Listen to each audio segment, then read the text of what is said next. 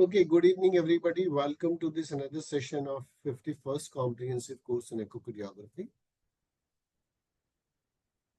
We have come a long stage. This is a ninth session. We have spent almost 2 months now learning about basics of echocardiography. Well, we are from Jorop Institute of Echocardiography, Ultrasound and Vascular Doppler in Delhi. All of you know that this is one of the leading institute in training echo for last almost 25 years. This is an auditorium where we conduct our practical training programs. This is a picture from the first, soon after COVID, we had a hands-on training sessions. Couple of legends who are responsible behind this training program for last 25 years. And two coordinators with which you have been communicating off and on in day-to-day practice. We have many accreditations as on today, Indian Academy of Echocardiography, International Society of Cardiovascular Ultrasound, Alabama, Delhi Medical Council, Chief District Medical Officer of Northwest Delhi, and State Appropriate Authority in Delhi for conducting hands-on training program. Whenever they come, we have to take their permissions. We are running a fellowship program, Level 2 Advanced Echo program in collaboration with Parul University, Vadodara. That's a one-year program where the students comes for alternate months for 2 to 3 days. And then they take up their exams in Parul University to get 1-year training certificate. Last year onwards, we have been training students from UK for their BAPIO training academies. Well, I can boast of saying that we are the only institute in India, possibly internationally, providing state-of-art hands-on trainings.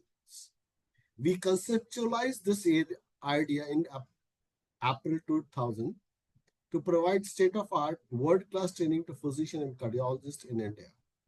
The idea came from my own training in Thomas Jefferson University Hospital in Philadelphia, where I was working early 90s as an echocardiologist.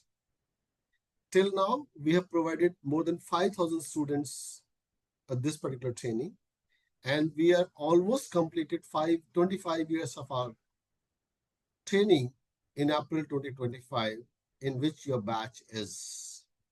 And that's true without a single break, even during COVID time. And we intend to celebrate our 25 years on 17th August 2025 in Delhi. And I would like to invite you, all of you, to this particular program, and which is, I'm sure, going to be a very innovative in a time to come. We'll disclose the program as the time comes through. These are the various logos designed for this Jorop Institute of Echocardiography. We started this first logo. Then we went on to develop this Jorop Echo Academy in India. Then finally this logo came up along with the specialized logo. Look at this logo, which is very characteristic. This is the right side of heart consisting of the venous blood.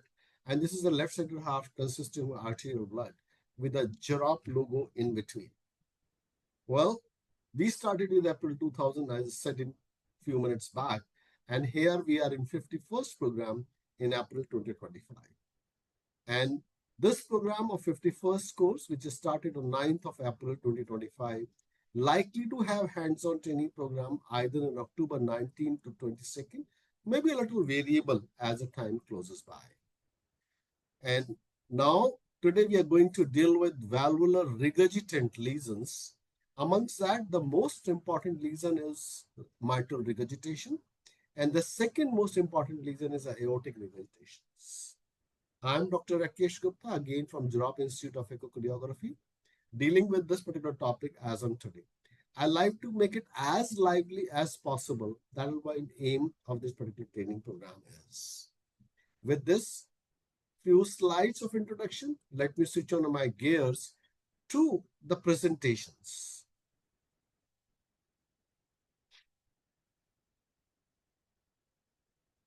So we are going to talk about mitral regurgitation to begin with.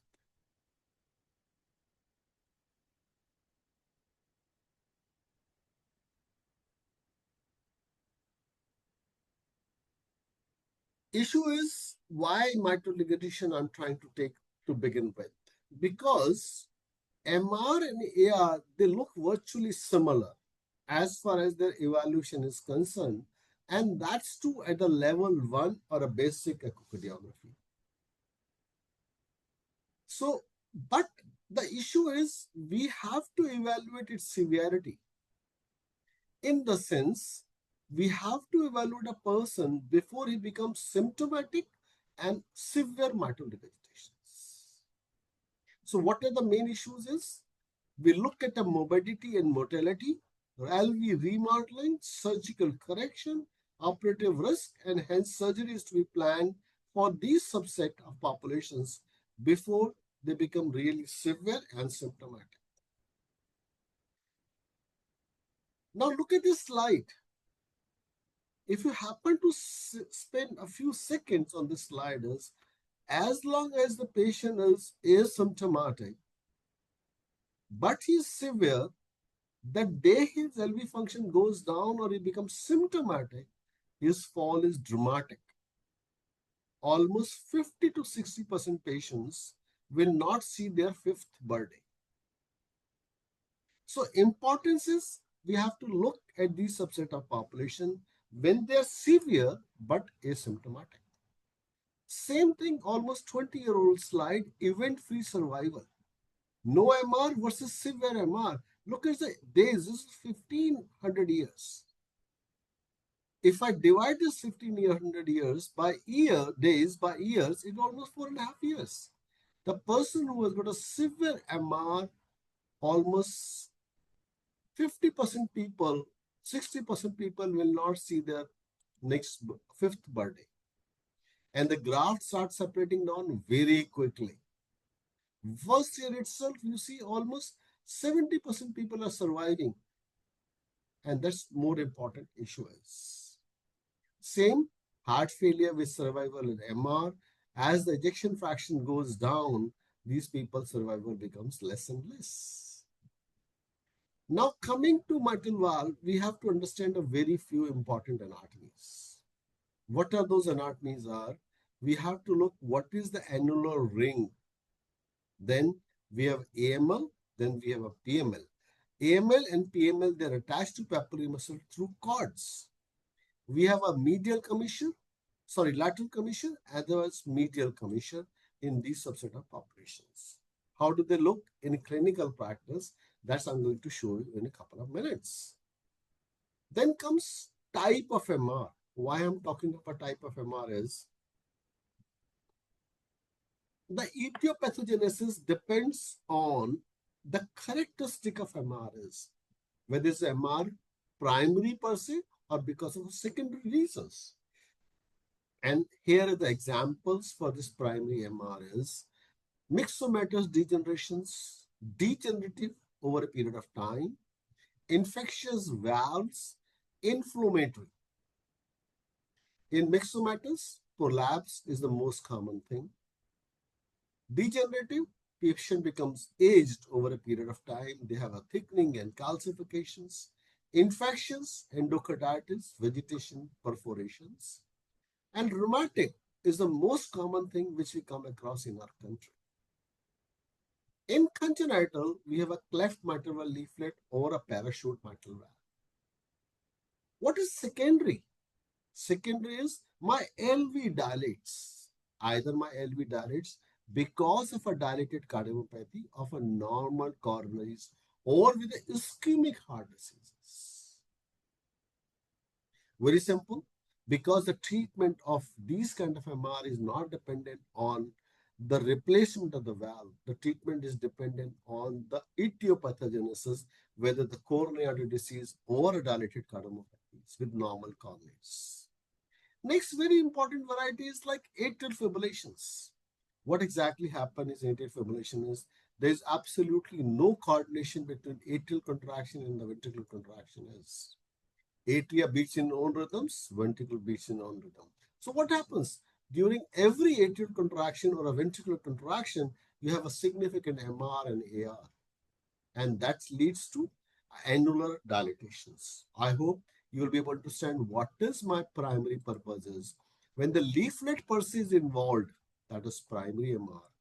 When the leaflet per se is not involved, but annular ring gets dilated, it could be a secondary MR.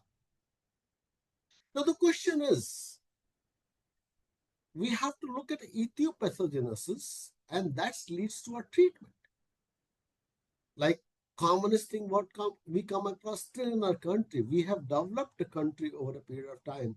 Like we used to say we are a developing nation.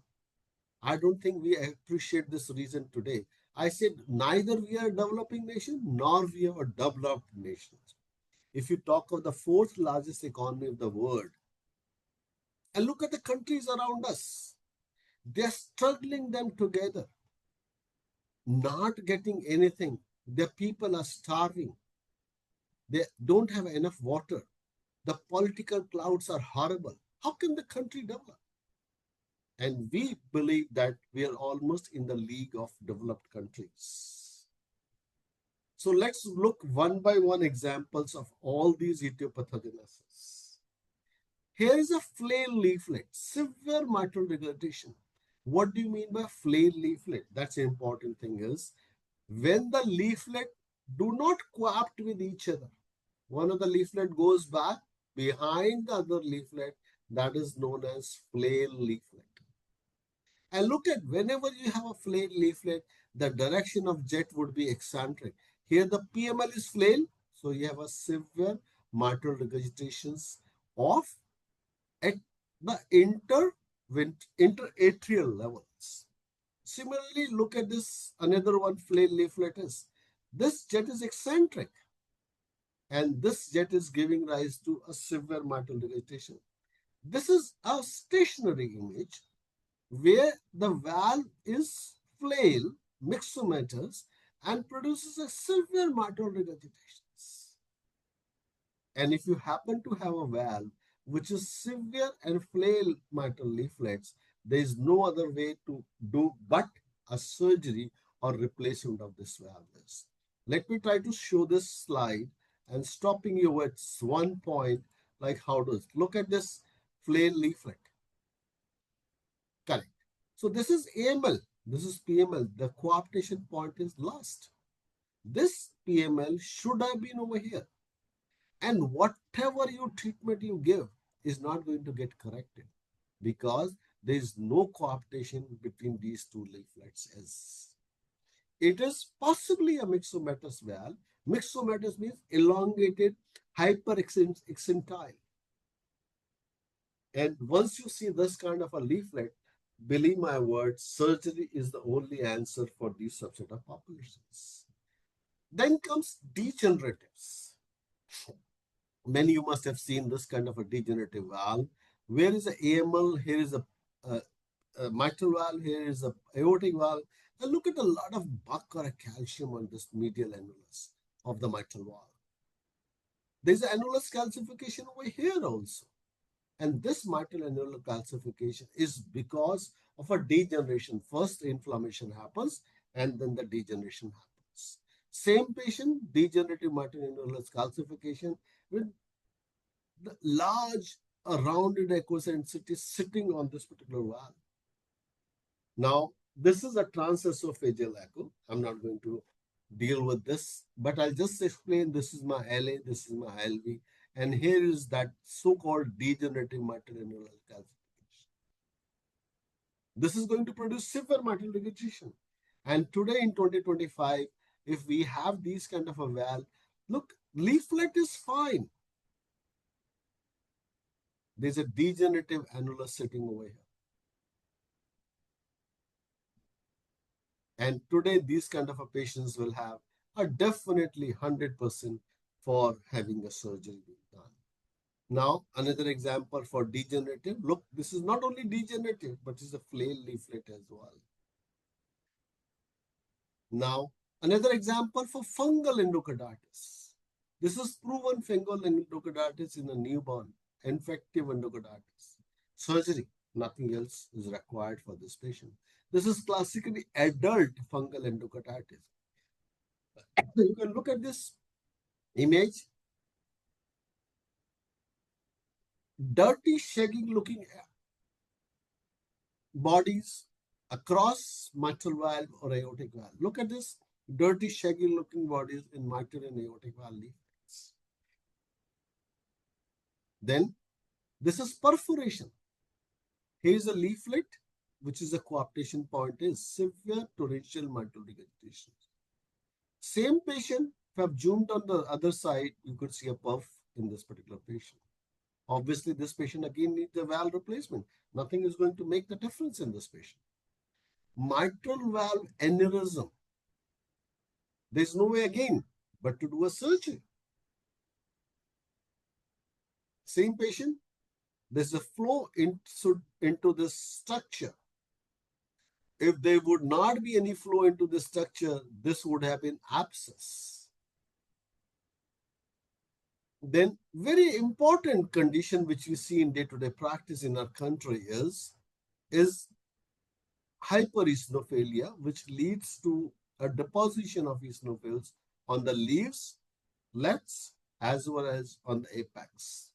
And patient presenting with hypereosinophilic syndrome. Now, this is not the surgery which is required over here. We need dihydrocarbamazepines. Dihydrohetrazine is basically a drug. I don't remember his patent name. And along with steroids that give rise to an improvement in this hypereosinophilic syndrome. Valdehiscence, another example, where we need a redo surgery for these subset of populations. This is one patient from my own lab where we had a prosthetic mitral valve leaflet implanted, and there's a degeneration of one of the studs of the bioprosthetic valve, giving rise to severe mitral regurgitation. So that is one we need to look at it. And there, if you have a severe MR, I don't think we need any calculations. Now the question comes, this is what we do in day-to-day practice. Before than that, one example of rheumatic heart disease. And this is one patient, a cleft leaflet from our own center.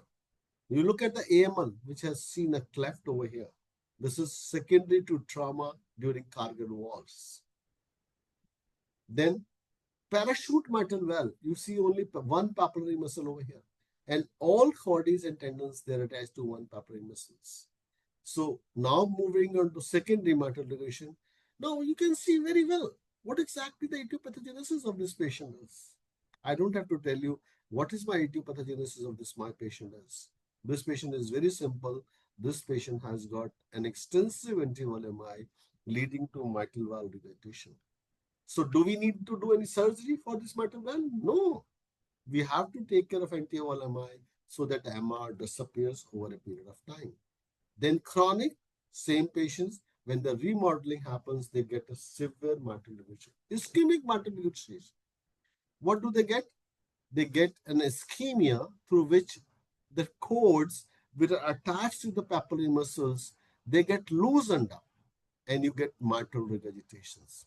And these are the people, if you look at their ECG, they'll show with infralateral wall ischemia.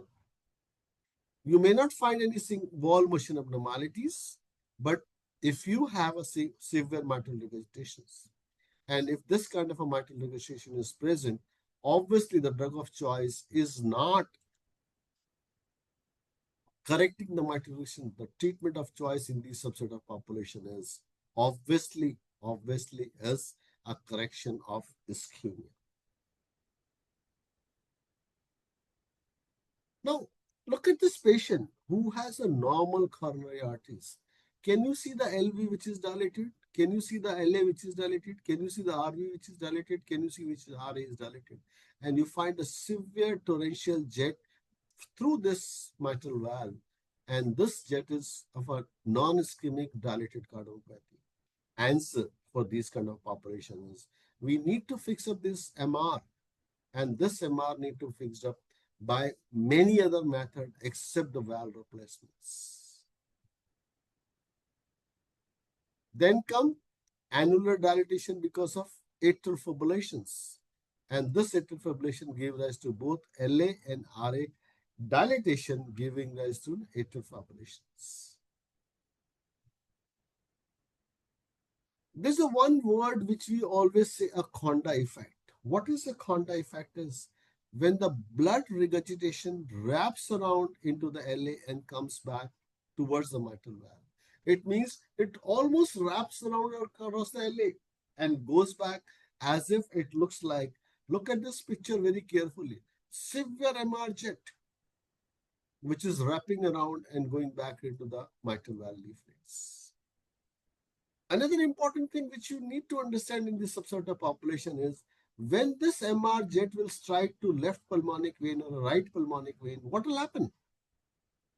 They will truncate the systolic velocity, or they may found a reversal of systolic velocity of the pulmonic venous flow. I'll show you in this in a couple of minutes. This is a classical example which I was trying to show you, a systolic truncation. Look, when an MR jet is striking back into the pulmonic veins because of a severity, what does it do? There's no forward systolic flow in the pulmonic veins. All the flow is reversed because the jet is striking back into the right pulmonic veins. If you have to comprise all these things together, what kind of a thing when we classify mitral regurgitation is type 1 when we have a normal leaflet like annular dilatation or perforations. Type 2 is myxomatous kind of a thing, flail or prolapse. And type 3 is the most common thing. Type 3A is when we talk of a rheumatic heart disease versus secondary mitral regurgitations.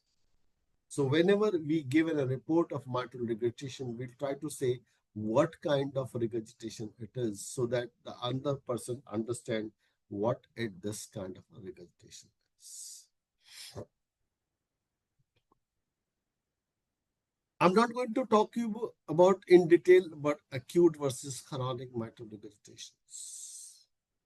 You must have read during your medicine time, LA is adopted versus non-adopted. Acute MR, patient presenting with acute LVF. Because LA is not adoptive. Chronic MR, patient does not present with acute LVF. Patient presents with breathlessness or right-sided failure because LA gets adopted over a period of time. So this is the list of acute mitral regurgitation. The commonest in this is whenever you have a caudal rupture, papillary muscle dysfunctions, endocarditis, acute myocardial infarctions, acute rheumatic fever with carditis. And this is what is the commonest thing is acute mitral ischemia. Like this is again the same picture talking of LA hypokinesis and presence of mitral regurgitations. Acute versus chronic, there are a couple of examples are there where the cardiac output is reduced in acute, not in chronic. Ejection fraction may be normal or reduced in acute, but not in chronic. LV and diastolic pressure, obviously the LA pressures are very high in acute. They could be normal in chronic. LA compliance is not there. Here the LA compliance is increased. LV size is normal, and one of the most important feature of chronic MR is increased LV size. Now look at the features of acute or versus chronic mitral regurgitation. That's quantification of mitral regurgitation.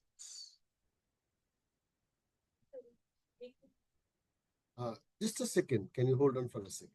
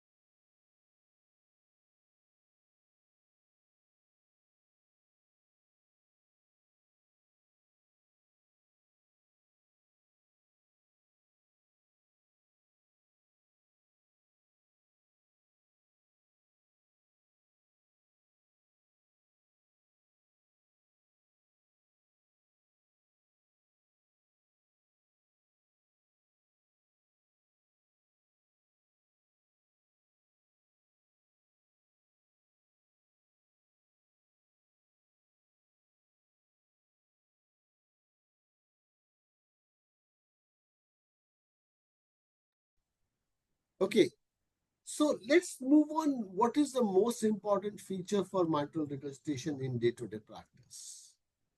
The commonest feature in transthoracic echo is we look at how much is a jet area versus LA area.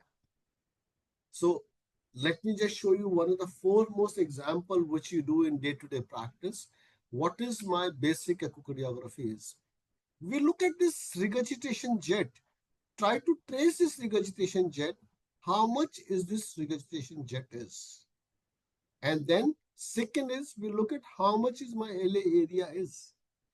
Based on this TR jet, MR jet and the LA area, we decide about the severity of mitral regurgitation. That's what majority of bosses are talking about as on today.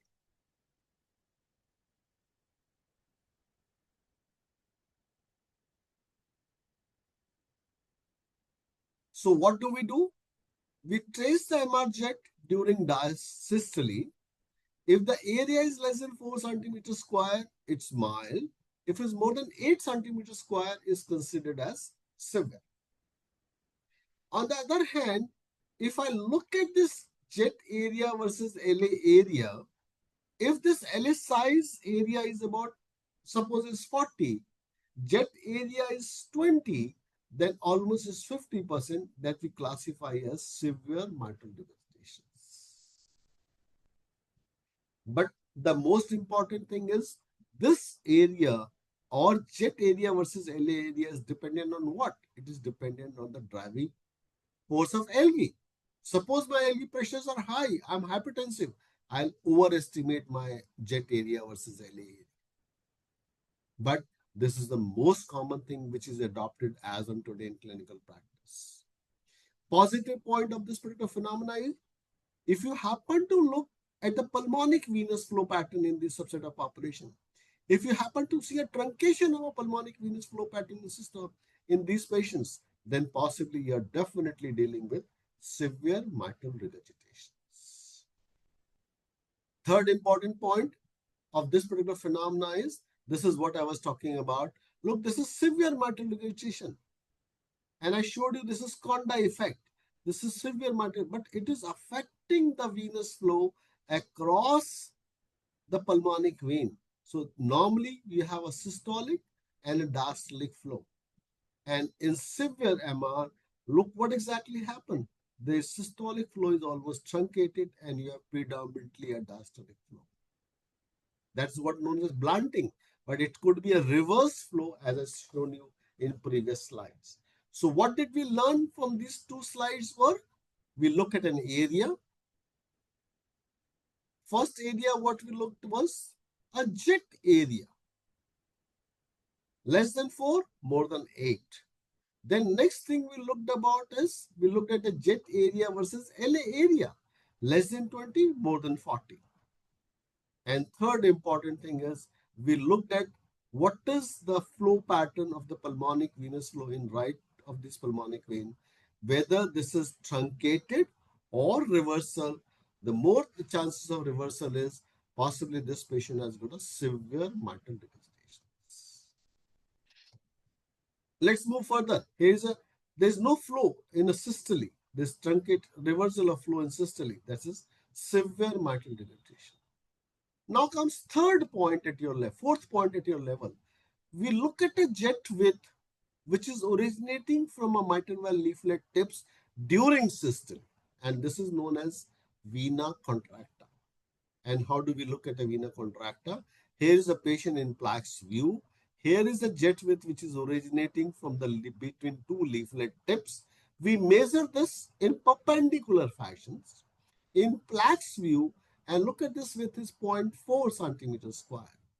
0.4 centimeters square means we have this width of moderate intensity. Anything less than 3 is considered as normal. Anything more than 7 is considered as abnormal. Again, an example between two leaflets of the AML and PML.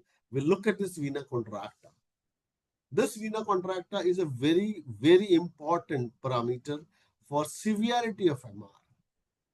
Anything less than 3 is considered as mild. More than 3, some people say that's 7. is considered as severe mitral regurgitations. Only questions, you have to have a Nyquist limit between 50 to 60 and a narrow range of evaluation is there. So here is example. Look at this vena contracta. Look at the measuring of the vena contracta over here is hardly 0.3 millimeters in size. Let's move further. What did we learn about mitral regurgitation is we learn next important thing is whenever we have a severe mitral regurgitation, what will happen? The flow across the mitral valve will increase and the flow across aortic valve will reduce. And that's what we learn is mitral aortic velocity integral ratio. How do we calculate mitral velocity integral ratio, mitral aortic? We look at the stroke volume at LVOT. We look at the stroke volume at mitral valve. And if the ratio between these two is more than 1.4, then we possibly consider as severe mitral regurgitation. You have to think it in your language. If I've got so much of a blood flow which is getting back into the left atrium with regurgitations, so what will happen to flow? The flow will increase. And how to calculate the mitral stroke volume is you do an annulus in 4-chamber view that give you a diameter. Then you look at the flow by VTI across mitral valve. That'll give you a flow across mitral valve. Same thing, you go to LVOT. Calculate the diameter, calculate the area, multiply by LVOT VTI will give you a stroke volume across LVOT. So when the ratio is more than 1.4, then we call it as mitral aortic ratio severity. Here is an example. What I did a continuous wave Doppler across this mitral valve. I traced this Doppler spectrum envelope. I got the VTI. I did the same thing across aortic valve, and here is the LVOT VTI or aortic valve VTI. And when we looked at this LVOT VTI and aortic valve VTI, the ratio is more than 1.4. And that gives you an idea, severity of mitral regurgitations. If you add LVOT diameter, if you add mitral valve diameter, then you can calculate the stroke volumes. Whatever the stroke volume which is happening through mitral valve versus the stroke volume happening across LVOT, this mitral valve stroke volume minus aortic valve stroke volume will give you a regurgitant volumes. And that is known as direct calculation of MR volumes. Here is example, LVOT diameter, LVOT VTI. Mitral valve diameter, mitral valve VTI. So we calculate stroke volume across this picture. We calculate stroke volume across this picture. And that's how we get the regurgitant volumes. Because a lot of volume would be there in mitral valve and less volume would be there in aortic valves. So if I have to comprise all things for level 1, what all did we see for mitral regurgitation is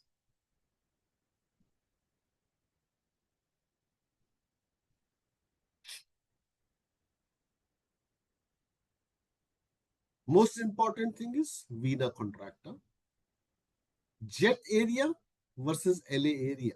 Jet area was, how much was the jet area? Anybody can switch on and tell me how much was the jet area? Sir, more than 4 centimeters square mile Correct. 4 and more than and 8 8. centimeters square cubit. Correct. And ratio of jet area versus LA area? More than 5. No, ratio. More than 20. 40%. 40% is considered as severe. It's Severe. right, severe over there. It's written severe over there. Then next look at what? LA enlargement and LV enlargements. So we look at LA enlargement will be there. And most important thing for whenever the large volume happens in mitral regurgitation, LV will also start dilating. So at your level, we talk of vena contracta, jet area versus LA area. We calculate the mitral aortic velocity integral ratio. And Next, we calculate about the regurgitant volume more than 60 ml, and then the LV enlargement. I'll just highlight these for you because this is what is commonly used at a basic level of echocardiography.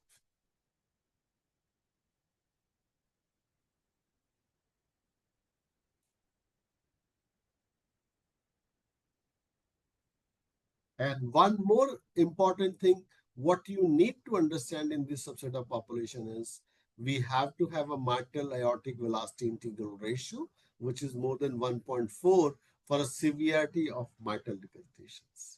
So if I have to comprise all these kind of things, for mitral regurgitations, that's to secondary.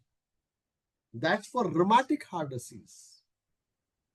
And if I'll go back to my first picture of MR, let me go back to my first picture of MR.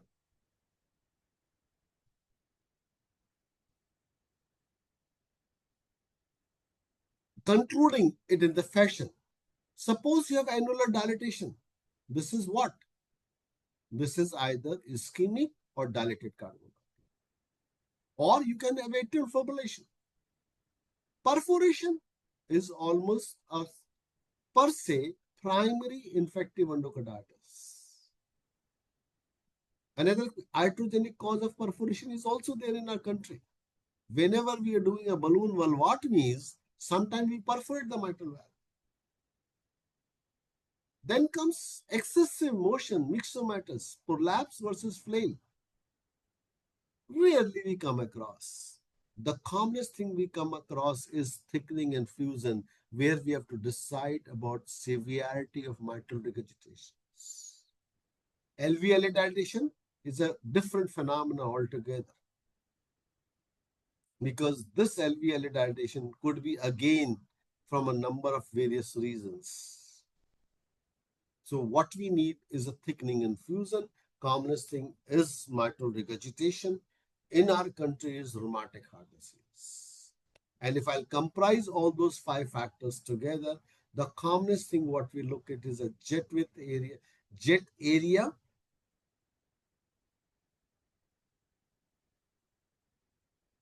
First, jet area. Second, jet area versus LA area. Third is a vena contracta. Fourth, blunting of pulmonic venous flow. Fifth is mitral aortic velocity integral ratio. And sixth is a regurgitant volume by calculating a stroke volume across mitral and aortic valve.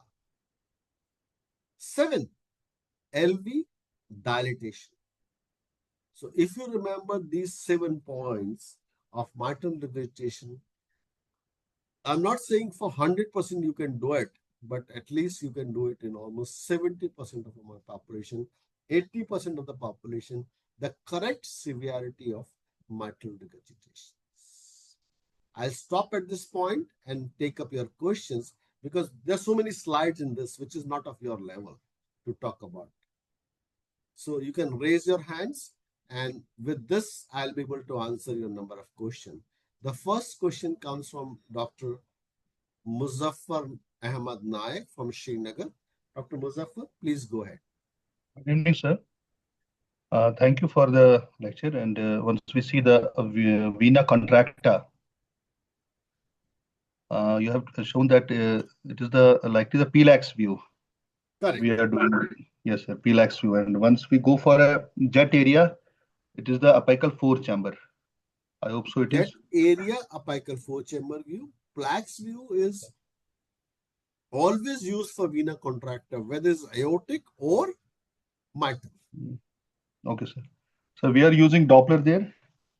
No, we are not, because we are perpendicular. Okay, sir. So This we are is using like color flow. color flow mapping, correct. Okay, And color Nyquist flow. limit between 50 to 60. So we can use the color flow mapping at perpendicular planes. Correct. Certain points where we can use it. This is one of the places. Okay, sir. Thank you, sir. Thank you very much. Thank you.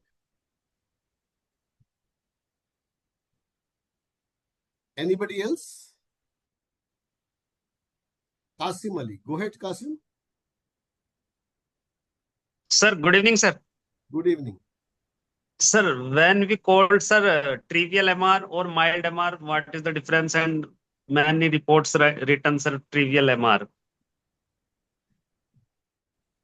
Look, the problem is when you hardly see any jet which is behind the mitral leaflets, in apical four-chamber view, you say a trivial mitral regurgitation. If the Yes, jet sir. occupies 1/3 of the LA, it is known as mild. Yes, sir. The problem now is we have got a very high-end machines. Yes, sir. So we have all of us has a large amount of patients presenting with trivial mitral regurgitations.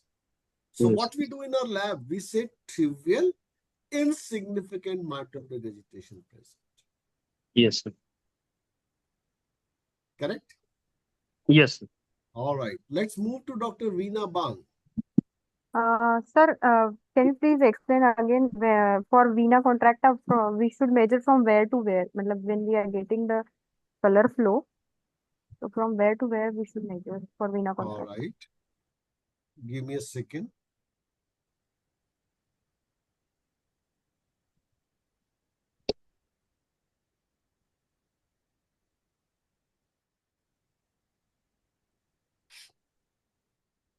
Can you see my slide, Dr. Veena Bang? Yes, sir. Yes, sir.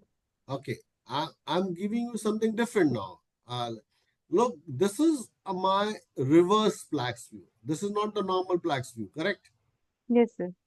My LV is not on this side. My LV is on this side. Hmm. So here is the jet which is originating between these two leaflets. Yes. So if you have to measure from this point to this point.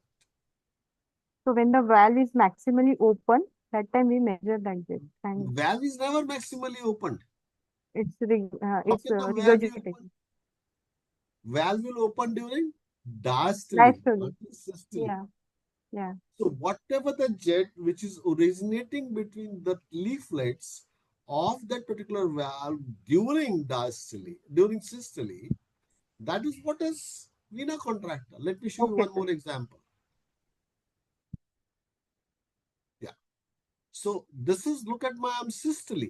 My machine is right on systole, and here is a red dot on systole. Yes, sir. Correct. So the jet is originating during the systole is, and you have to measure this vena contracta. Okay. So the width we have to see, right, sir? Correct. Correct. Yes. Thank you.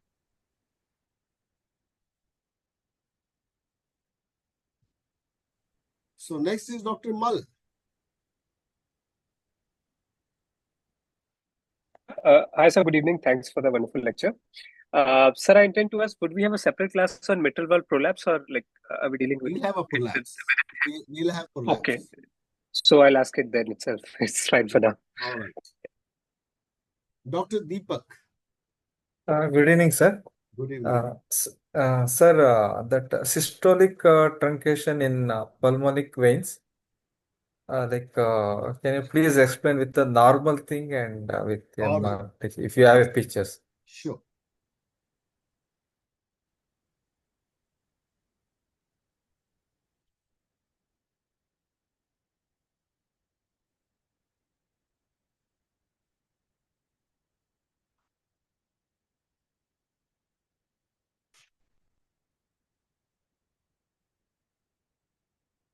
Look, this is a pulmonic flow. Look at the QRS cycle. This is Okay, sir. beginning of QRS complex to next beginning of QRS complex. Beginning of Yes, QRS complex to end of a T wave. Then this is all diastole, correct? yes, So sir. if you Yes. look at this beginning, this flow, pulmonic venous flow, and we always do it in right pulmonic vein. This is the right Okay, sir. pulmonic vein over here. So what we do, take a pulsate Doppler spectrum pattern into the right Okay, sir. pulmonic vein over here, and then we look at this flow, which is both in diastole, systole, and diastole. So what will Okay, happen sir. if you have a severe MR jet which is happening during systole? The flow during systole will stop coming from pulmonic vein to the LA. Okay, sir. Look, the flow is both during systole as well as diastole. So when you have a severe MR jet, the flow from diastole will stop coming into this particular phenomenon. Correct? Okay, sir. So when the Okay, flow sir. stops coming up, so what will happen?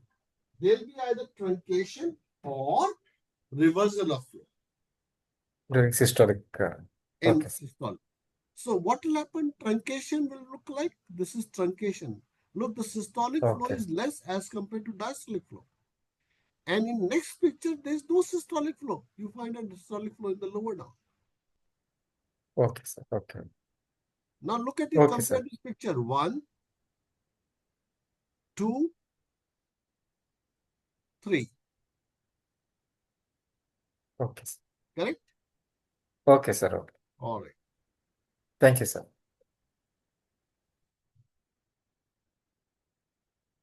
So now Dr. Sharmi Sultana. Sharmin, go ahead. Assalamualaikum, sir. Sir, sometimes we got two emergent. Sir, can you hear me? MR jet. Yeah, we can have Yes, two sir. MR jet. Yeah. Because, Sir, go ahead, finish your question first. sir, my question is, in that case, how can we quantify mitral regurgitation?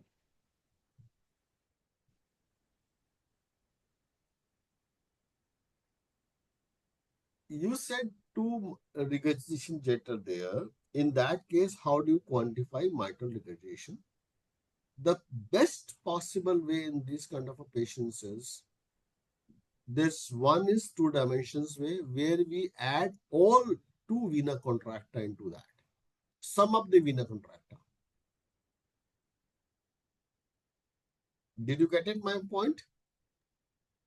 No, sir, I can't understand, sir. Okay.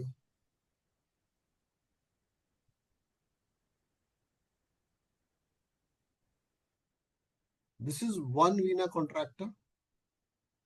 This is 0.39 centimeters. Correct? Yes, sir. Yes, sir. You look at another jet over here. You calculate the vena contracta. Then Okay, add sir. this 0.39 to that vena contracta. If it's more than 0.7, then you can say that is severe mitral regurgitation. Oh, okay, sir.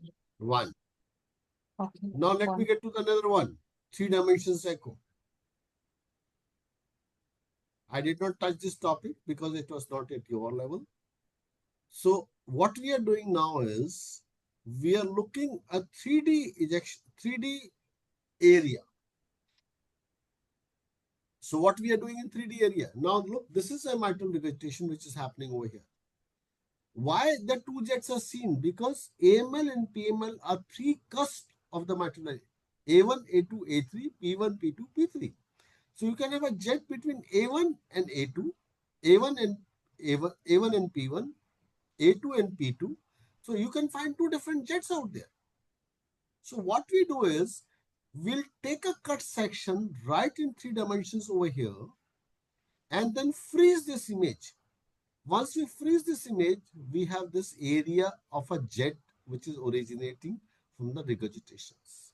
And if this area is more than 0.4 centimeters square, then is a severe mitral regurgitation. It is matter of area, sir.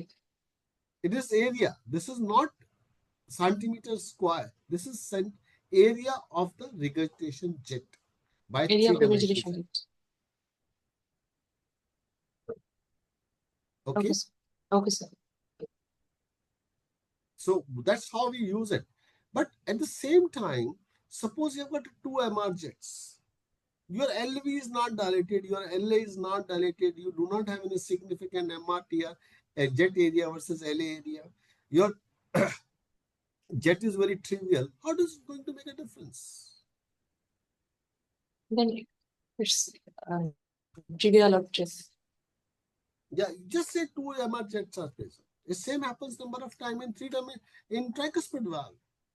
Because tricuspid valve has got 3 leaflets, septa, anterior, posterior leaflet. So you still get 2 jets in tricuspid regurgitation. All right. Okay, sir. Thank you, sir. Dr. Mal, next question. Yes, sir. So if we place like a continuous wave across the mitral valve, does the shape of the regurgitant jet something about the severity of MR? Uh, say it again, though. Say it again. So if we place a continuous wave across the mitral valve and we get the regurgitant jet, does the shape of it tell us something about the severity as well? Yeah, it does tell about severity. I didn't want to touch all those things, because I was talking of level one. Uh, Uh, if normal regurgitation jet is almost a tongue-shaped jet. Look, this is a tongue-shaped jet. You have a slow acceleration time, gradual deceleration time. Correct? Sir. Whenever the MR becomes severe, sharp acceleration time and sharp deceleration times. Why it happens? Because what is severity? The LV pushes blood into the LA at a very fast pace. So the gradients, because those two chambers, they are very high. So what will happen? It's a very short time they get accustomed. Acute MRs. So what will happen? Your acceleration time would be very sharp, deceleration time would be longer. Look at the acceleration time and deceleration time, they're almost small. Same. So the jet, no, you got it over here. So normal, this is tongue shaped. And if you happen to see this kind of a pattern, this sharp acceleration time and slow deceleration time, this is again a method of severe MR. Look, Okay, sir. I didn't want to touch many things in together because that becomes confusing. I did not talk of pizza. I did not talk of anything else. I wanted to talk to something which is very specific and straightforward. Okay, sir. So also, if I may ask you, in this particular tracing of the jet, firstly, the extent of the y-axis, the negative y-axis, firstly, does it have a significance? And secondly, if we consider the shape as that of a tongue, how much portion of it is, if I may put it across in very simple words, if it's dark and the tip of the tongue is faded, as opposed to that, if it's densely in the same shade. I mean, yeah, this particular, yeah, exactly. So, does that also tell something about whether it's eccentric, whether it's severe, or like an objective inference out of it? What will happen if you have a severe MR jet? The Doppler spectrum pattern of severe MR jet, what will show? It will show a lot of blood cells into it. Look, here's an example for the same thing. This Doppler spectrum pattern jet, if it's full and dense, then possibly we are dealing with severe myocardial. If there's sharp acceleration time and slow deceleration time, we are dealing with sharp acceleration, severe MR. If your mitral flow velocity is increased, we are dealing with severe MR. But all these things, the problem is we have other correlative factors also in our country. And what is the most correlative factors in our country is anemia. So, and Believe how my can words, we this whole say that spectrum, it's eccentric MR? eccentric MR will show only in color flow mappings. And whenever we look at an eccentric MR, suppose, look, this is an eccentric MR. If I freeze this image,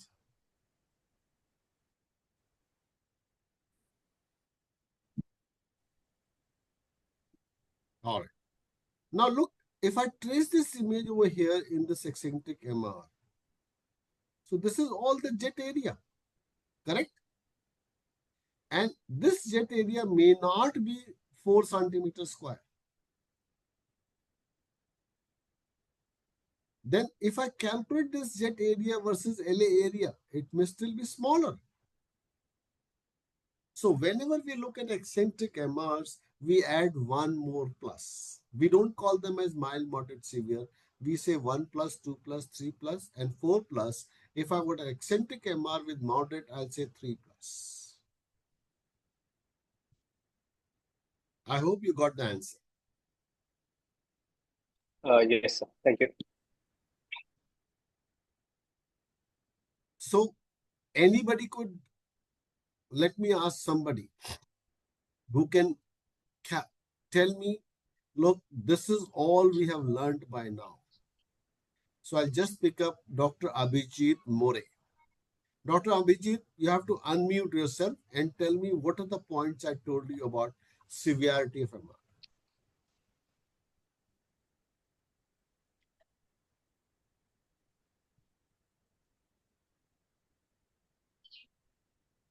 Abhijit, are you there?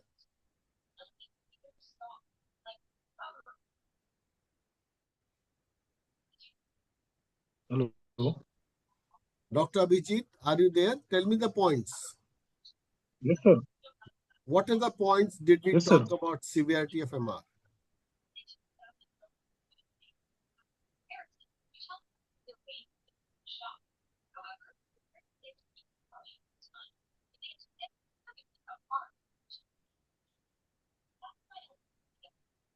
At least tell one, man. Don't tell me 5 or 7. Tell me 1 point. Left ventricular hypertrophy, left atrial enlargement, Left ventricular hypertrophy in MR. so left atrial enlargement, 1. Anything else?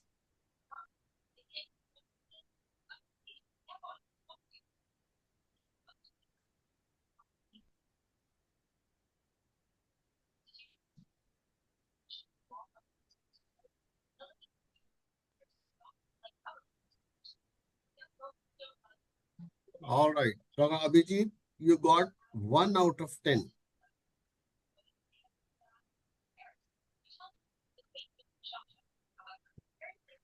All right. Let's move to somebody else. Because I don't understand what if you are spending so much amount of time, money, and everything. Why can't you write down and listen to me carefully? Dr. Kamal Kishore. So good evening. Tell me the severity of the point which I talked about. So we are assessing MR by different features. We will look for jet area and LA area, and we will look for weather contractor. We will look for the LA size and W size, and we can go for. You are good. I agree with you. Yeah. Great, Kamal. So thank you, sir. Thank At you. least more than 50%. Let other person tell me about rest 50%. Dr. Chandrakant Patil.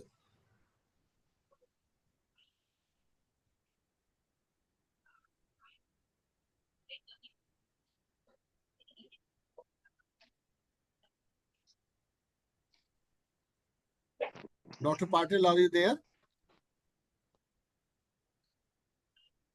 Dr. Chandrakant Patil. Don't let me tell you that somebody who just joins and goes out for a walk. Dr. Patil, are you there or not?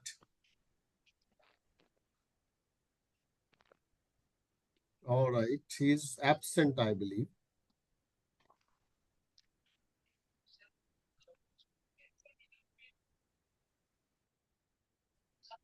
Dr. Ram Avatar Sharma.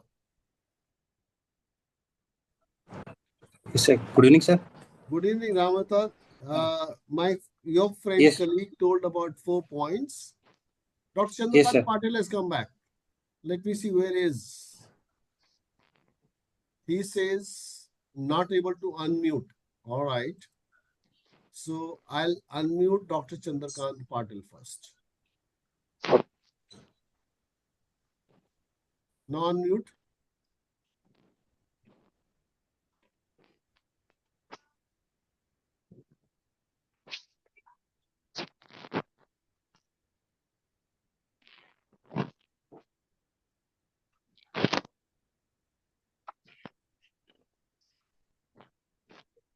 Dr. Patil, try unmuting yourself. I can see your face, but I can't see you unmuting.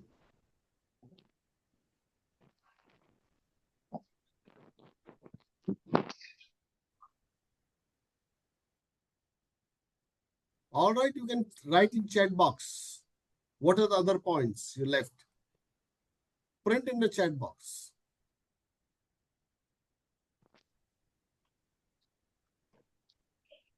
All right, now you can unmute. I think you will be able to unmute now.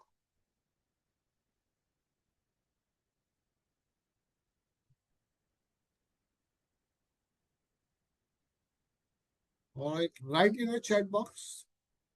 Color flow. Oh, we did not talk about color flow. The other guy has already talked about color flow. What else left?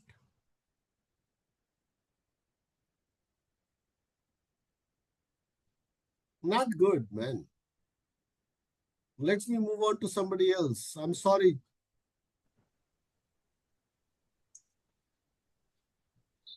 Hello, sir. Dr. Ramavatar, go ahead. Yes, sir. Yes, sir. Other than, sir, causes are regurgitant volume more than 60 ml. Good. Severe. And, sir, regurgitant fraction, if more than 50% in severe, sir. And, sir, LA enlargement. And, sir, jet LV area versus One very important point. Yes, I sir. said mitral aortic velocity integral ratio. Yes, sir. Yes, sir. Yes, sir. Yes, sir. So that's all. We can cover it up, saying this all together. All Yes, right. So last, somebody with the name of Dr. Deepika Joshi, I believe. Joshi, Dr. Deepika Joshi, can you collect all these things together? 7 points quickly. Unmute yourself and tell me that. Yes, sir.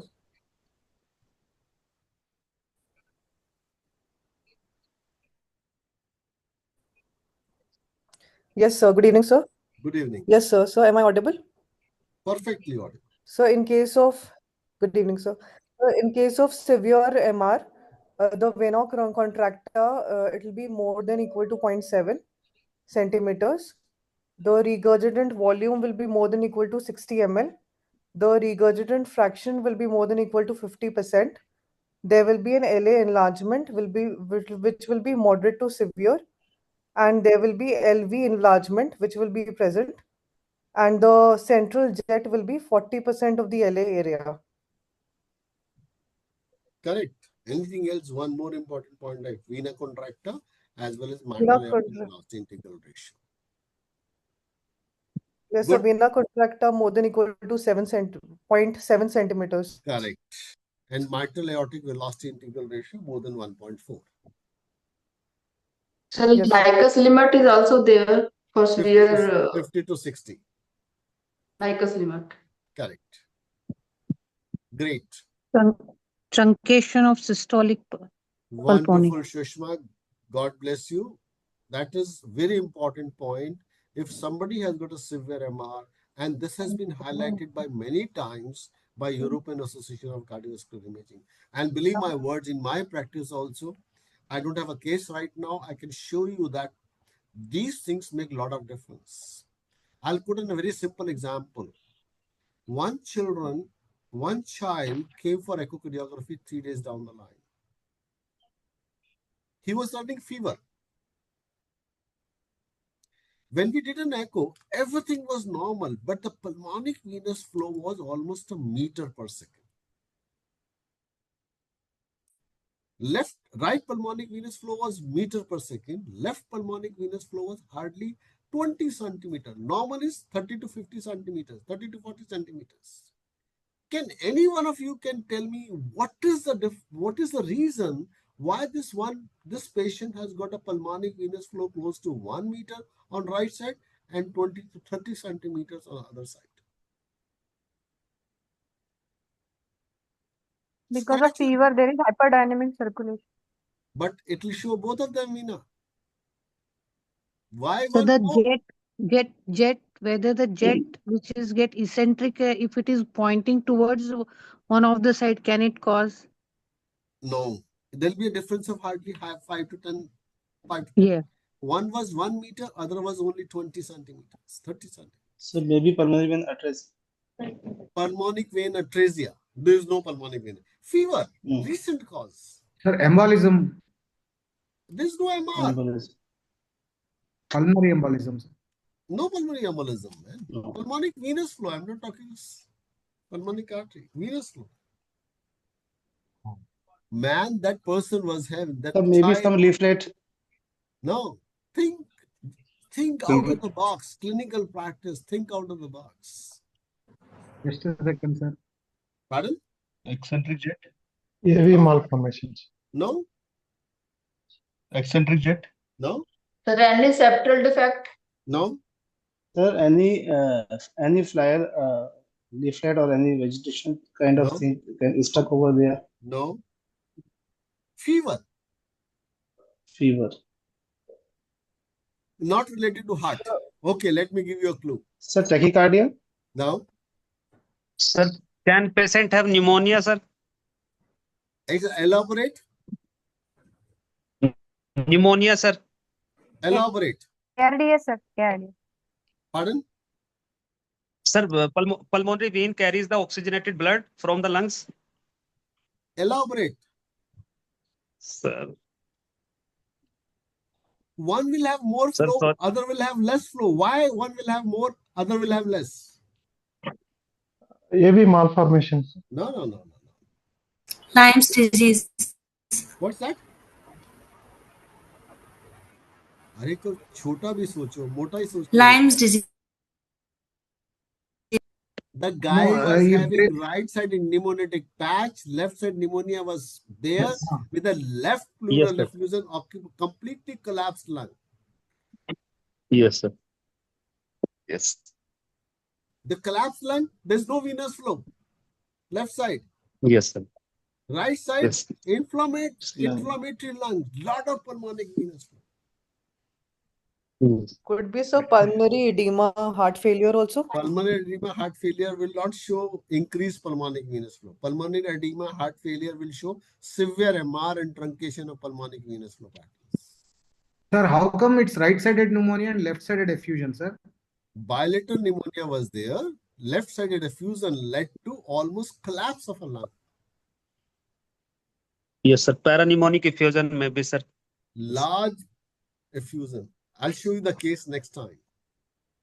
I said, looks, get an X-ray done. The lady refused. I got my X-ray done 2 weeks down the line. I said, we'll do it complimentary if I'm wrong. And you'll pay the double price if I'm correct.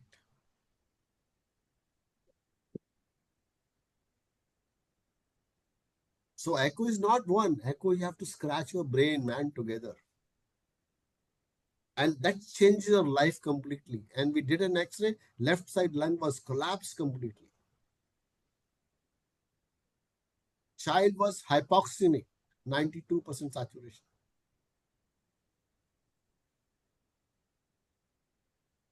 Echo is something different. Echo is not the one you're thinking in your life. And cardiologists believe, I do work as a cardiologist. Believe my word, cardiologist is only a person who looks for holistic, hole in the hole, holistic medicines. If you give them an echo, they'll not come out with any answers.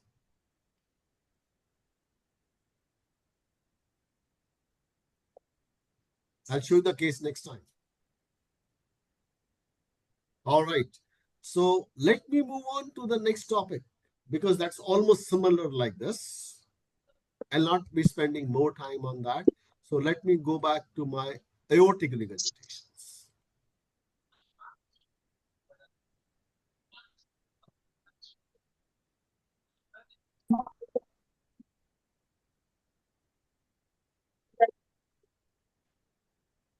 I'm sorry, this somehow comes for that. Well, we have 3 leaflets in aortic leaflets. We have right coronary cusp, non-coronary cusp, and left coronary cusp. And why do we call them a coronary cusp? Because left coronary artery arises from left coronary cusp, no coronary artery arises from non-coronary cusp, and the right coronary artery arises from the right coronary cusp. And the God was very miser when he started creating coronary arteries.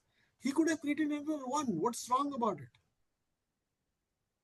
The only cusp which he left behind did not create any coronary arteries. Very, very sad point from the God's side. Please silent your mic. My request to each and every one of you, please silent your mics.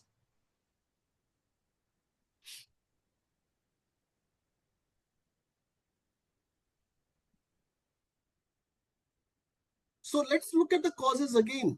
Acute, chronic AR due to aortic valve disease. Acute, I'm not going to talk about acute, trauma, endocarditis, chest infections, blunt injuries. Chronic, commonest is rheumatic heart disease again. Then aortic valve disease. Now aorta, this should be aorta diseases, not aortic diseases, aorta diseases. Let me correct this right now here. Diseases related to aorta.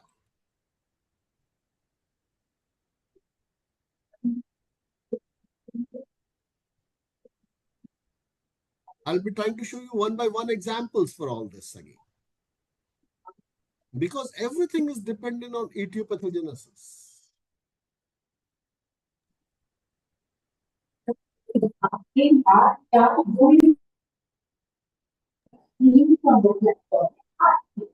Please silent your mic. Dr. Shabana Karim. Shahbaz Karim. Why can't you listen?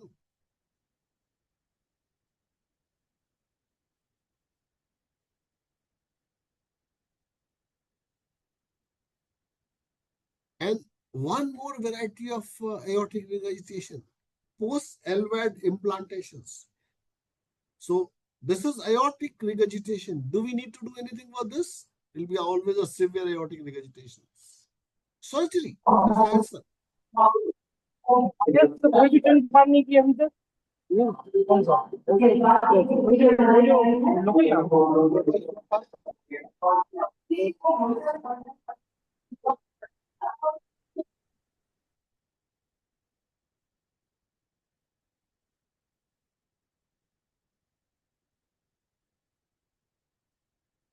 So do we need to do anything for this patient?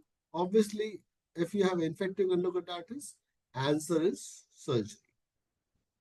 Look at the example.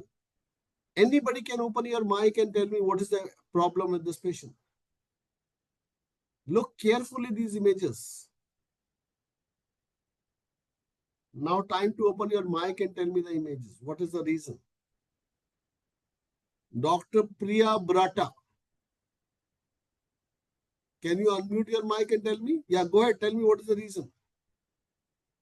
Sir, it appears there is a small MR.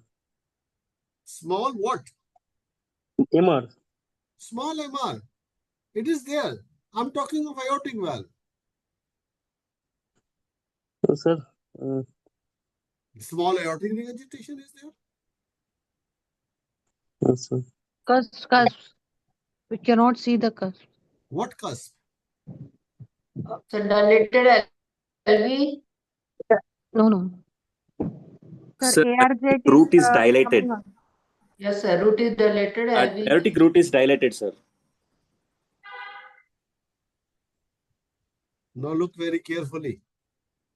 The guy came with a fever for 1 month duration. There is a right cornic cusp is there, non-cornic cusp is not there. And patient has got associated aortic regurgitation. Look very carefully. Yes, sir. And this associated Abscess. aortic regurgitation. Abscess. No abscess. Yeah, It was eaten away completely, Eaten man. away. Okay. Oh. Only Endocarditis. one point made the difference.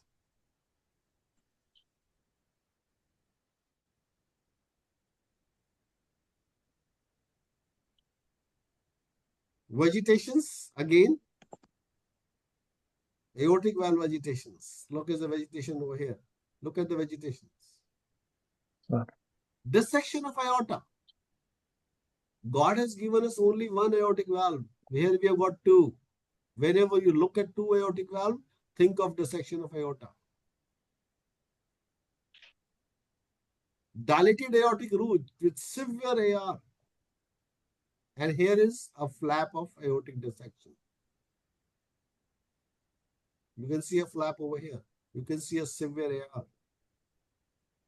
I don't have to tell you anything about this. Correct? Noodles in aorta. Dr. Priya, what will be the treatment of this patient? Dr. Priya Brata. He is looking at something else, man. Mint. Did you ever see a noodles in your heart? No, sir. I've never seen. So what you will do with this noodle? Eat it away?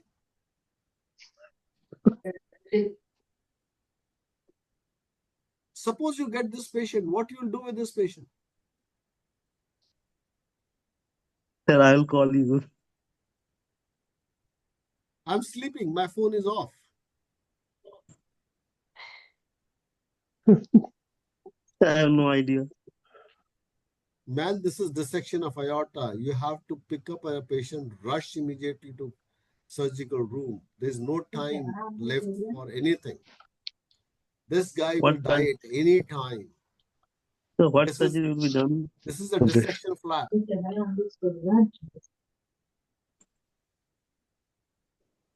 All right, chronic mitral regurgitation, aortic regurgitation. That's what we are going to talk about today. And we have multiple examples for unicuspid aortic valve, bicuspid aortic valve, and then here is a bicuspid aortic valve. We'll talk of in pediatric populations. Then we have a quadricuspid aortic valves. Then most important thing is rheumatic heart disease. Thickened aortic mitral valve leaflets. Aortic valve disease is very rare alone. It has to be accompanied almost always by rheumatic mitral valve disease. Guys, you have to read a lot, man. This is what constant AR is. If I put an M mode across it, look, it's a constant phenomena. And this is what is iatrogenic aortic regurgitation. Here is the LVAD, left ventricular assisted device. It is sucking blood continuously. So it produces continuous aortic regurgitations.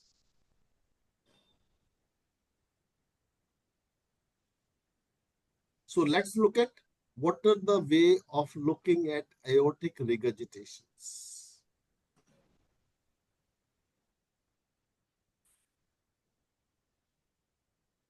First and foremost thing in clinical practice is, what is the blood pressure of a severe aortic regurgitation patient? Let me ask question to somebody.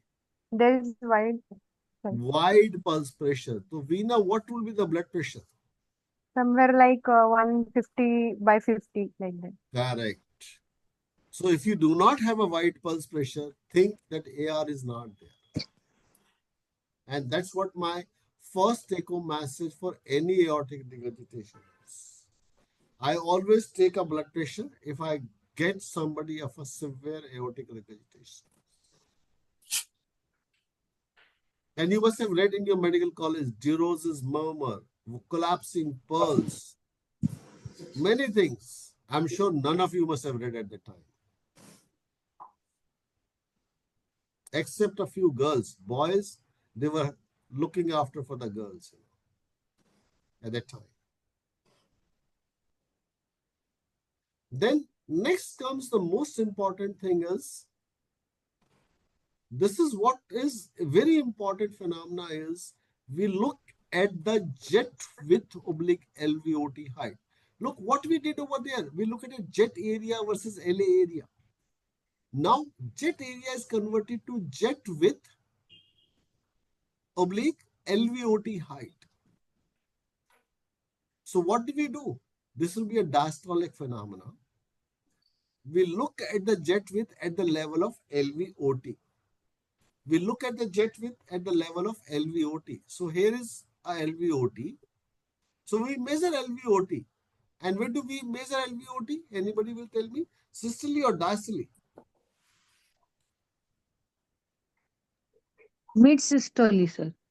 Mid-systole, correct. And when do we measure jet width of aortic regurgitation? Systole or diastole? Diastole. Diastole. So what we Diastole. do, correct, absolutely correct. So we measure LVOT height, that is approximately 20 to 22 millimeters in size, and at the same point we measure the jet width. And this is one example where we have measured this. This is a jet width which is almost 17 centimeter. Even if my LVOT is 21 millimeters, it's more than 60% of a jet width height oblique LVOT height. So 25, 65. Remember one important parameter, and as we talked about vena contracta, as we talked about jet area versus LA area, we talk about jet width height oblique LVOT height. Now the next point is vena contracta. As we talked about vena contracta in MR, here we talk the vena contracta, the jet through which the aortic regurgitation is happening. Look, regurgitation is happening from a different place and LVOT height is a different place. So this is the vena contracta which is happening over here between the two leaflets. And when this phenomena will happen? Only during diastole. Now, vena contracta.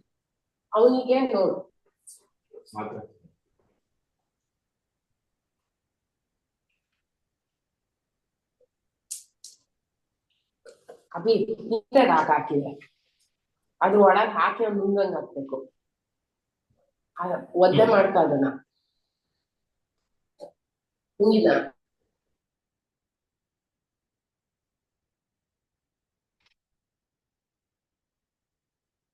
So what will happen? We'll have jet width height oblique LVOT height, and then we have a vena contracta. Correct? Are you clear about this point? Third point is pressure half time. So we have this AR jet.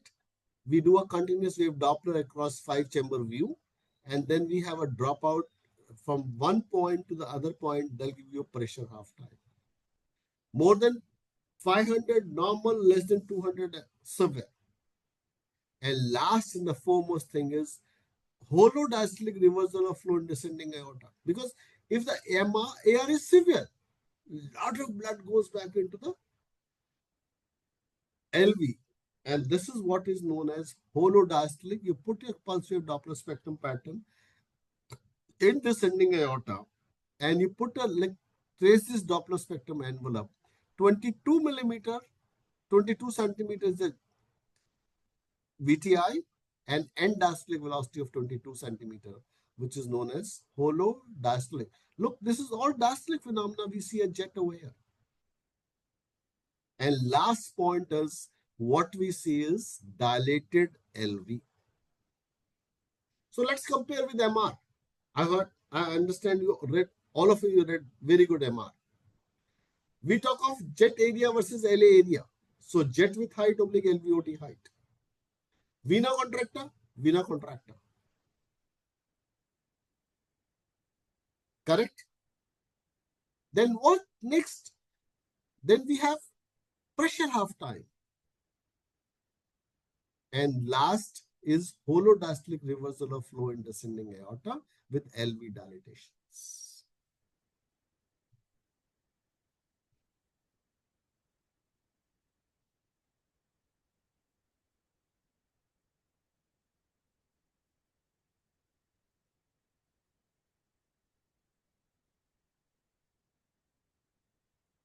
This is one study which was done in 2013. What did they do? They looked at 20 cases of aortic regurgitation and they sent to 20 different legends across the world. What are the parameters? LV size, MR and AR, same. Jet with height oblique LVOT height, pressure half time, holodiastolic reversal flow in descending aorta, vena contracta, and continuous wave density. As we were saying in mitral regurgitation, we have a continuous density in aortic regurgitations. Look, what was the answer? They say your index LV size is higher.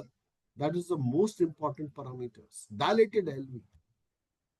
And 2 out of these 3, vena contracta, holodiastolic reversal flow, or jet with height oblique LVOT hydration.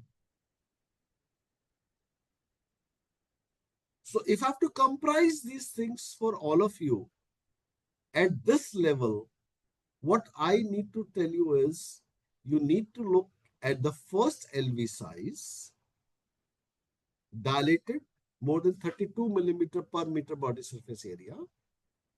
Then look at a jet with height oblique LVOT height. Look for vena contracta. Look for holodiastolic reversal of flow in descending aorta. And maximum you can do is look for pressure half time. I don't calculate pressure half time in my AR patients.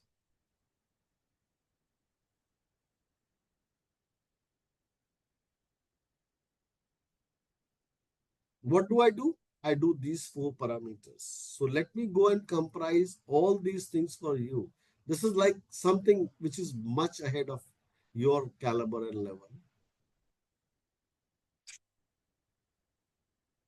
So this is what is more important. Let me show this slide to you. I hope you will be able to hear this.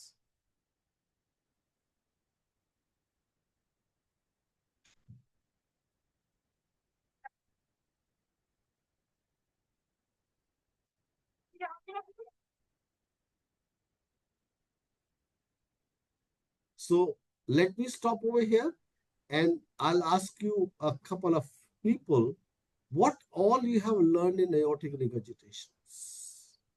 First questions, and then I'll ask you some questions. Anybody would like to ask question? Now AR is very simple. If you have understood MR, AR is pretty simple. Questions now.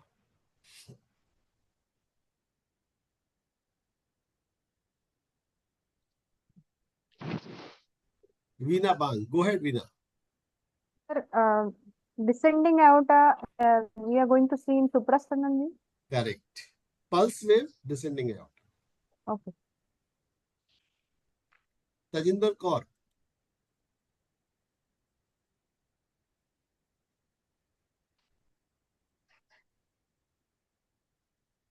Tajinder, your question?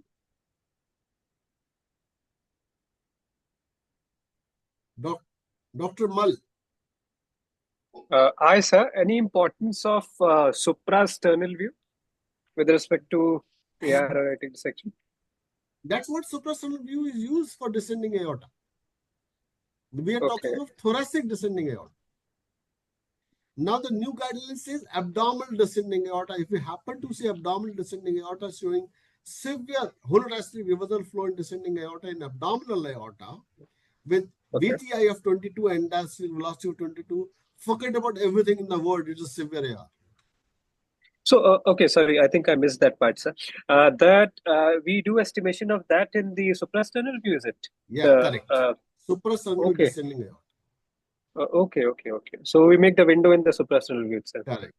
Can you please repeat it, sir, if you don't mind? Sure, 100%. Absolutely. There's no mind to mind.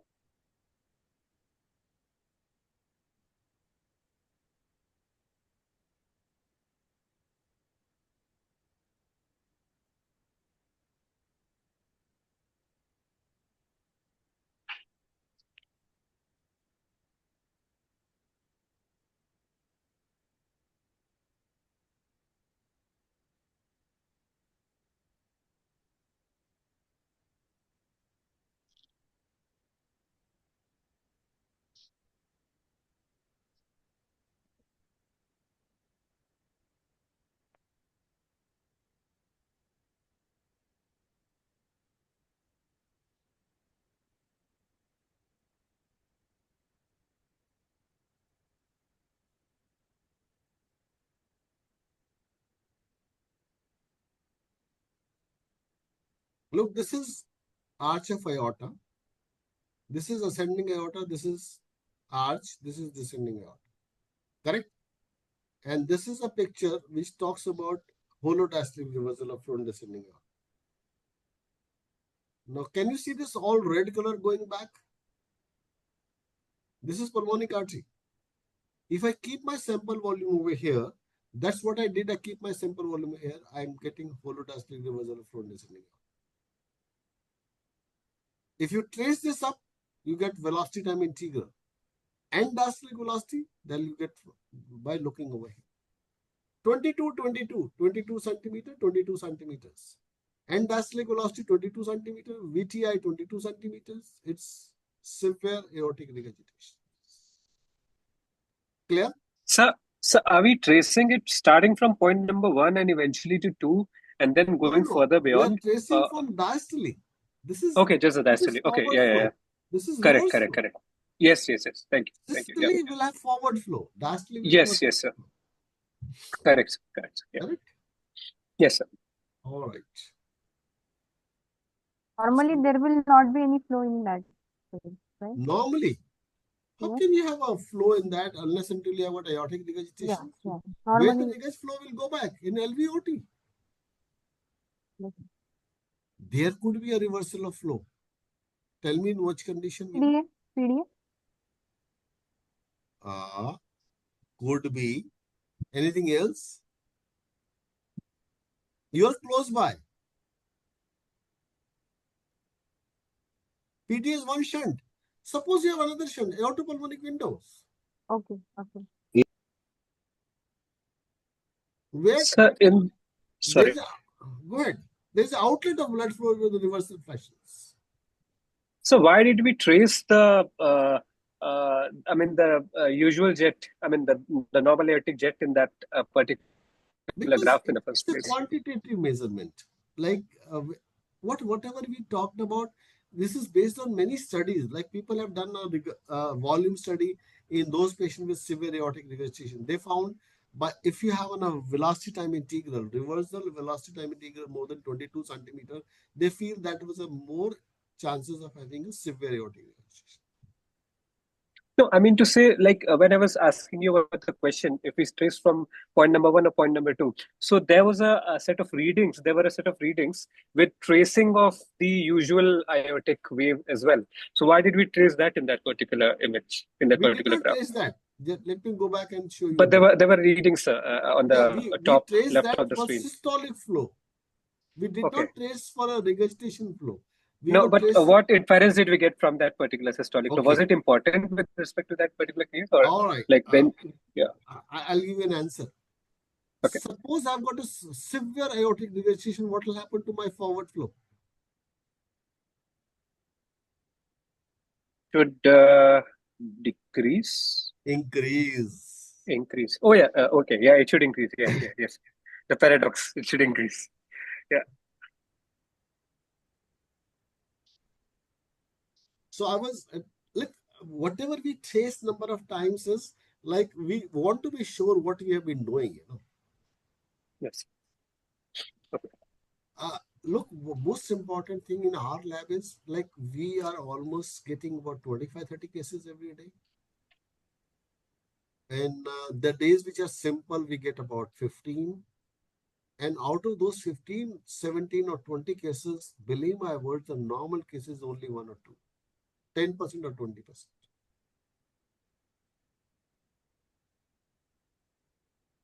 So we have to give an answer, yes or no. It's sometimes a killing lab at our place. I told you an example 2 days down the line.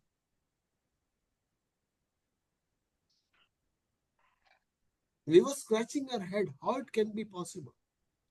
Why so much of a pulmonary flow on right side? Why not on left hand side? I said X-ray chest. Attendant not ready. A referring doctor is also not ready. Unfortunately, believe my word, don't take my words in a wrong sense. Whenever we take round, whenever we look at a patient, we don't put a stent on a patient's chest all the time.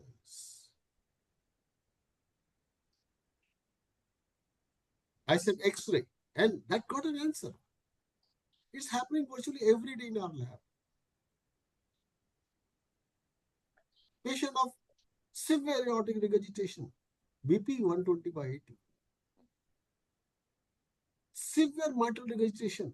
One guy recently came, he was Daroga in railway police. Somebody labeled him as severe aortic mitral regurgitation. Normal LV. No parameters, which I've told you the basic parameter, none of that basic parameter was complying to severe MR. And you know what guy that lady was having? Severe anemia, 7 to 8 grams hemoglobin. I'm still saying, despite we have become a developed country, we still have a lot of people who are anemic. And if you look at their ferritin level, they're less than 20 majority of times.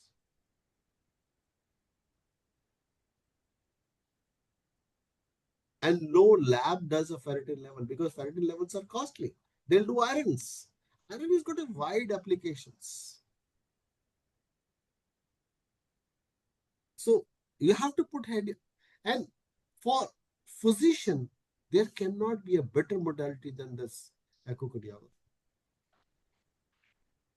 Anyway, let's move on further because there's no ending of this kind of a talks. I can show you every week 1 or 2 cases from our lab, which has made a difference altogether. All right, let's move to Dr. Madhav Bansal. Madhav, go ahead, unmute yourself and. Yes, sir. Sir, we measure LVOT diameter in mid-systole and the jet MR jet width we have to measure in diastole. MR, So, not MR, AR jet. Sorry, AR jet, sorry, yes. Yes. AR jet in diastole. Correct. So we cannot have both the things in the same frame. We will have to measure it separately. Correct. I wanted to confirm this. Yeah. 110% because in aorta would be maximum in the size when it is mid-systole, LVOT. AR would be Yes, the sir. maximum when it will be in mid-diastole, roughly mid-diastole. Okay, sir. And Because that's in what, one image, it was both were being measured. so people Yes, do sir. everything, man. I told you this Yes, sir. question. People write mild MR, mild AR, mild LV dysfunction, mild diastolic dysfunction. My colleague always says you could be pregnant or you could be non-pregnant, but you cannot be mildly pregnant. Yes, sir. Whenever you're not sure about anything, you are mild.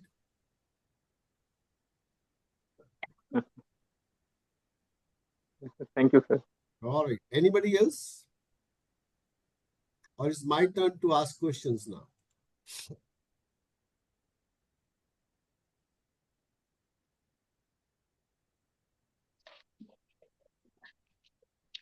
All right. So we are almost at 11 o'clock. I'm sure all of you must be tired by now. So let me have the pleasure of asking 1 or 2 persons to comprise my talk today. And the first name which come across is very lovely name is Dr. Lovedeep. Lovedeep, can you unmute yourself? Comprehends your aortic regurgitations. Yes, sir. Good evening, sir. Good evening, Lovedeep. Sir, in aortic regurgitation, you told we have to first look at the BP of the patient, blood pressure. Beautiful. That Wonderful. will show the white pulse pressure. And if it's not there, then aortic regurgitation is least suspected.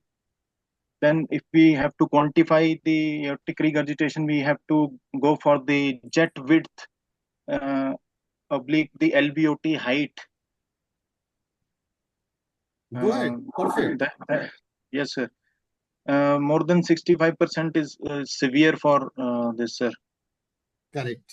And vena contracta, we have to measure more than 6 mm will be showing severe AR. Perfect. And sir, if we have to measure pressure half time, correct, then it is severe if it is less than 200 milliseconds. Correct. And there is hollow diastolic flow reversal in the descending aorta or the abdominal aorta, sir. Correct. and LV will be dilated. Perfect. You made my day today, man. Thank you, sir. From where are you, Lovedeep? Sir, I am from Punjab. Both I know about it. You cannot be from anywhere else, man. I am from district Ludhiana, Khanna, sir. Wonderful. God bless you, beta. Thank you, sir. All right, guys. Any questions before we start taking your attendance? All right. Let's quickly take attendance. First, I'm going to call upon people who have got both online and on-site. So I'm starting with one. Sir. Roll number one. I see Dr. Muzaffar Ahmed is already there. All right. Yes, sir. Two. Roll number two. Present, sir. Three. Present, sir. Four. Present, sir. Five. Yes, sir. Six. Yes, sir. Seven. Yes, sir. Eight. Present, sir. Nine. Absent. 10. Present, sir. 11. Yes, sir. 12. Present, sir. 13. Present, sir. 14. 14. 1, 4, 14. 15. Present, sir. 16. Present, sir. 17. Present, sir. 18. Present, sir. 19. Present, sir. 20. Present, sir. 21. Yes, sir. 22. Present, sir. 23. Present, sir. 24. Present, sir. 25. Present, sir. 26. Present, sir. 27. Yes, sir. 28. Present, sir. 29. Present, sir. 30. 30. 31. 32. Present, sir. Madhav Bansal. Okay. Present, 33. sir. Okay. Present, sir. Yes, sir. 34. Present, sir. 35. 36. 37. 38. 39. 40. Now absents are roll number 9, 14, and 30, 31, 35, 36 onwards. Then online is only onlines. बेटा अभी 5 minute में call करेंगे 5 minutes में. Only online is roll number 1, Present, sir. 2, Yes, sir. 3, Present, sir. 4, Present, sir. 5, Yes, sir. 6, 7, Present, sir. 8, 9, 10. 10. Yes, sir. 10. Okay, 11, 12. So absents are row number 6, 8, 9. All right. So with this, let me say thanks to each and every one of you for remaining attached to this particular program. I'm sure you must have learned a lot today. And those people who have got an echo machine, I think that'll be the best thing you can ever do is practice your gradients, practice your leaking valves. Now is the time to practice all these things. Now 2 to 3 classes next onwards would be repetition of all these kind of things. So you have a time now to read, understand, and I'm sure all of you are getting your video recordings in your email IDs. One of the person called me today. Please correct your email IDs if it's wrong. And we are sending you a link of all the video recordings. So you click a link along with the internet connections. All those recordings will open automatically. And the most important thing is open up this link with laptop rather than with the mobile phones.